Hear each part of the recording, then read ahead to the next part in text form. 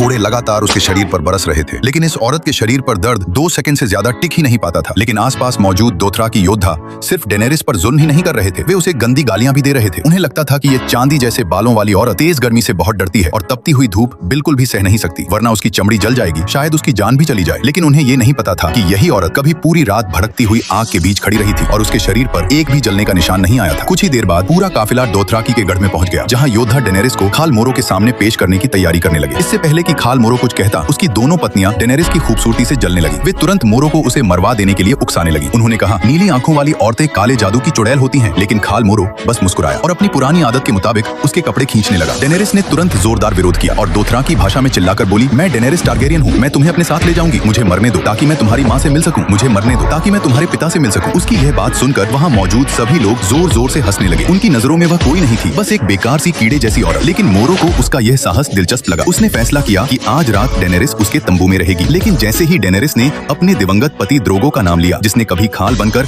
40,000 घुड़सवारों का नेतृत्व किया था, मोरो का रवैया अचानक बदल गया। दोथराकी परंपरा के अनुसार किसी खाल की विधवा पवित्र मानी जाती है, इसलिए मोरो ने तुरंत उसकी रस्सियां खुलवा दी और वादा किया कि अब कोई उसे नुकसान नहीं पहुंचाएगा। डेनेरिस को लगा शायद अब वह सुरक्षित मीरीन लौट सकेगी, लेकिन तभी मोरो ने कहा, हर खाल की विधवा की मंजिल सिर्फ एक ही होती है, वेस दोथरा, जहाँ तुम्हें अपने मरे हुए पति की याद में बाकी जिंदगी बितानी होगी। यह सुनते ही डेनेरिस समझ गई कि वह बहुत बड़े खतरे में फंस चुकी है। कई साल बाद जब डेनेरिस फिर से वेस दोथराक पहुंची तो उसके दिल में अब भी 7 राज्यों पर राज करने का सपना जिंदा था। वह जानती थी कि वह अपनी पूरी जिंदगी इस बेकार जगह पर नहीं बिता सकती। उसे दोबारा हमेशा के लिए कैद किए जाने से पहले हर हाल में यहाँ से निकलने का रास्ता ढूंढना था।